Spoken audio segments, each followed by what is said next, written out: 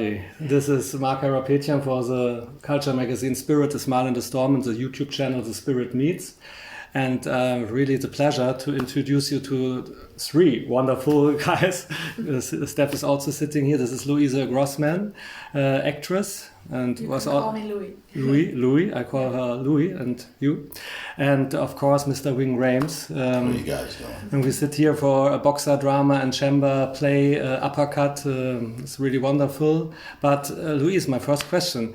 It's also a kind of a remake, because you did Leberhaken with also super guy, Hardy Krüger Jr. His father was a friend of mine. Okay. So it's a remake, or is it for you complete different because you wanted not the story to let go? It's still in your mind. I think there are certain parts of Leberhaken. We also have an Uppercut, but for me, when I also approached the shooting and the whole project, it was something totally different. Like my character meets another character than in Leberhaken, and she's older than she is in Leberhaken, and she is a German living in New York, so the whole circumstances are different, and that's also what I loved about it, that it's not like we're just reshooting this. I don't think it's possible to reshoot something, because when you have certain people on a set, that creates a certain energy, and when you have other people on set, it creates another energy, and that's why I think it's a total different movie. But it's also a step for you into the Hollywood scene, I would say, because you have here a really wonderful partner and also leading actor, Mr. Ving Rhames. Yes, for sure. It was a big honor, still is for me, to work with Ving, but even more, it was a big pleasure to work with him. And I will take it from there. Let's see.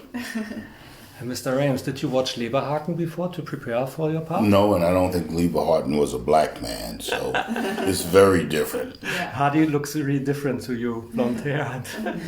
Well, I know with her, for instance, it was my first time working with a German actress and a German director. So, and that was more of a positive for me.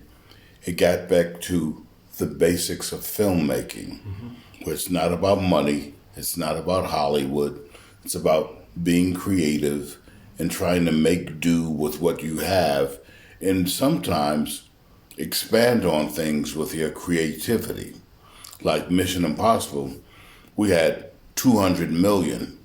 There's not that much room for creativity. You have all the money to do what you want. But with this film, there was a lot of room to be creative, to learn about and from each other. And that's what we captured in this film, I think.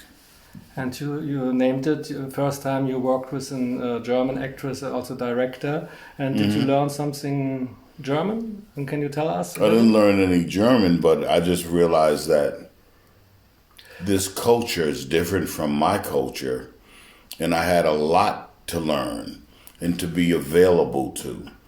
And that hit a creative side of me. Like I say with her, she's a young actress bringing love and youth to the project. And Torsten even had a very young energy. So that helped me get back to my love for acting. Of course. And are you both interested in box sport? Because you did also some other sports and when you started, but not boxing. I was a professional athlete in my youth. Yes. I did not boxing, but of course I prepared for this movie and I did boxing training and lessons. But I'm not too much interested in boxing movies, and I didn't see like any for preparation or stuff, because I think this is also boring to look at something that already exists, but to create something new. And what Ving always says, it's not a real boxing movie you would expect like from Creed or something, but it's more, it's a character driven movie, and I think this makes it so special, and boxing is only the platform where the two people meet. But how about you, Mr. Rhames, boxing?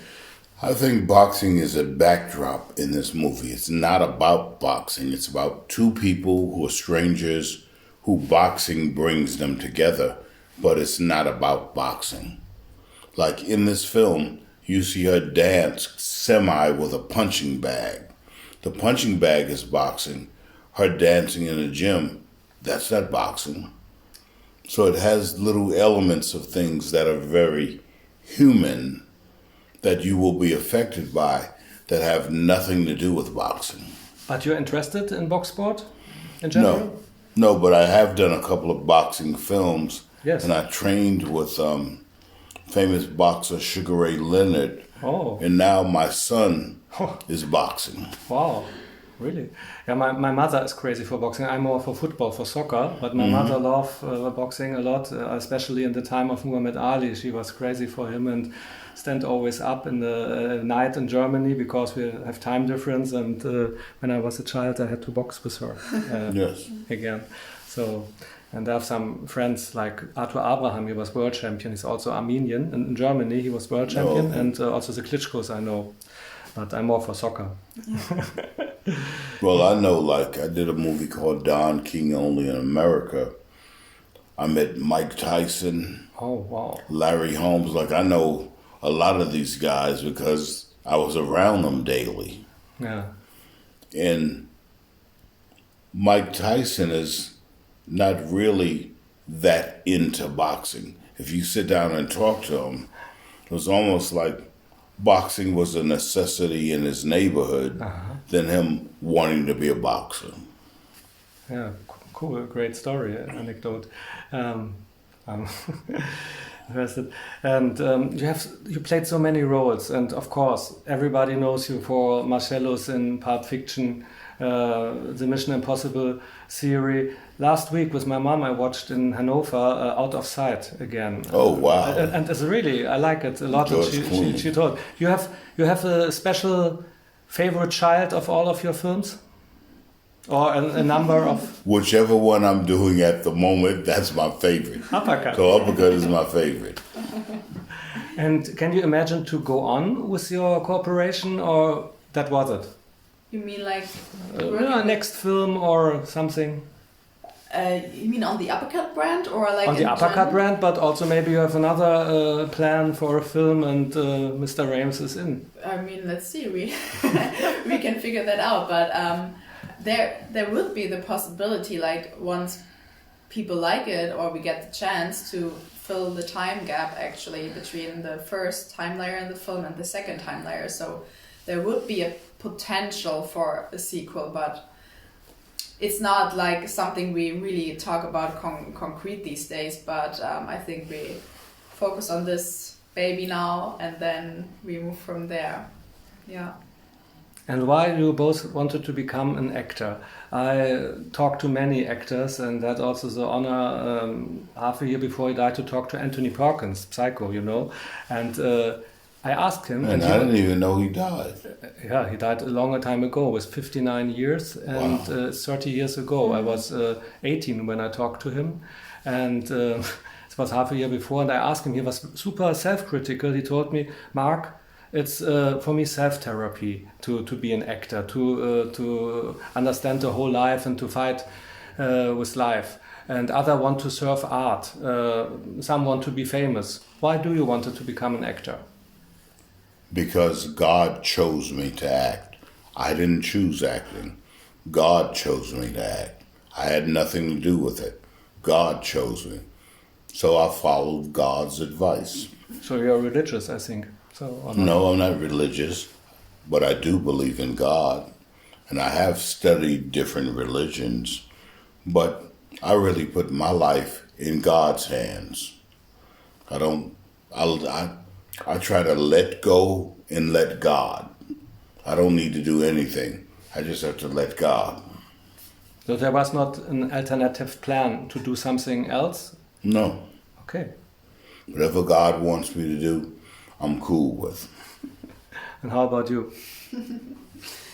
Yeah, I think quite a bit different because I'm coming from a total other background, like the sports thing. Yes. And when I was younger, I was aiming for like becoming a professional sportswoman, and this didn't work out because I got injuries and stuff. And so it was like, okay, there was something missing, like a real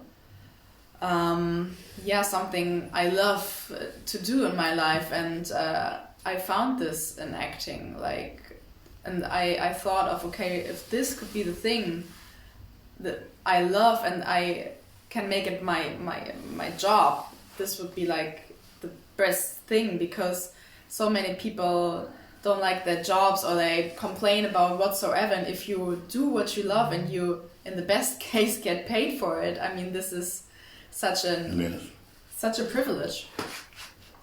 And one thing about acting, it does pay well. If you can make it as an actress or actor, you will get paid well.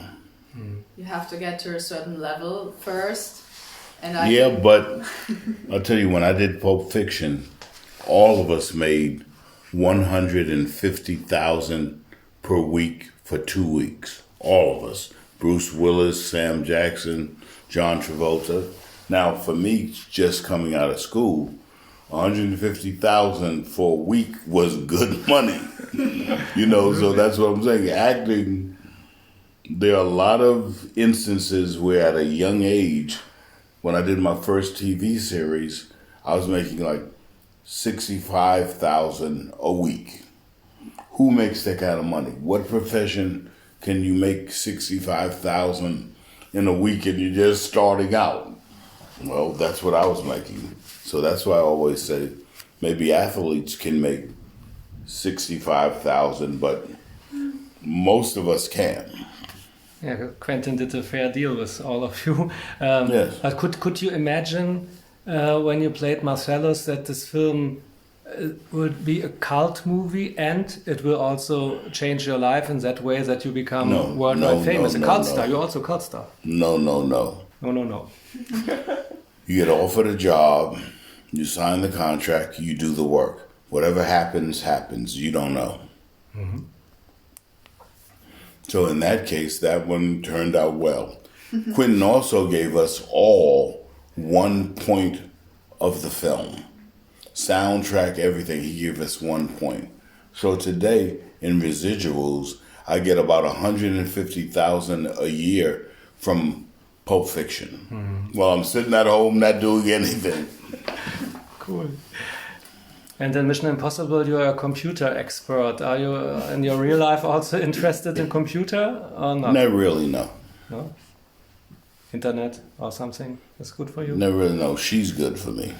Well, I think so. Yes. Beautiful woman. See, you let go, you let God, things happen. I have a poll in my Spirit is Mine in the Storm magazine where I ask actors, directors and other human beings about their all-time favorite films of their life. Let's do a little brainstorming. Can you name me now spontaneously 3 of your all-time favorite movies, and please give a short reason? Who wants to start? For me, what's that movie? 13, whatever, the jazz type movie we saw? Oh, about the old one? It's a foreign film that deals with jazz and a musician. He's a black guy who plays it. Round Midnight. Round Midnight. Do you know that movie? Yeah, of course. That's one of my favorites. Mm-hmm. American Me, and probably Raging Bull. Wow. I did last year interview with Martin. Yeah. In the President's Suite of Hotel Adlon. This was also incredible for me. This is really a masterpiece in all aspects. Right? Yes. Cinematography also. And how about you, please?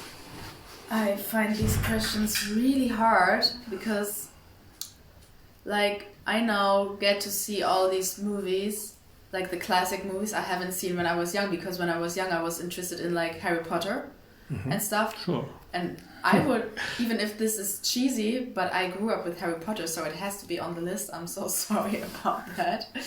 And then I recently liked really much a movie called Naiad. It was with Jodie Foster and Annette Bening. Mm-hmm. And it was a kind of it caught my energy, this person who is at a certain age and everything speaks against that she will make it to swim from, I think, Cuba to the US. and she was over 60, and it's a true story. And yeah, she made it, even she was over 60, and she didn't manage to do it when she was like in her 20s, but then she decided to try again years later, and she manages. And I like this kind of movies. You can take away something. Well, this was a good inspiration for you. Obviously. I think so. Yeah. Thank you so much, Thank Mr. you. Rhames, Luise. Wonderful. Yeah, let's go on with the next interviews. Call it love insurance. I know I'm in good hands. I don't worry if my baby finds another woman, 'cause I keep a back door daddy, and he lives away over town. I keep a back door daddy for when daddy number one is not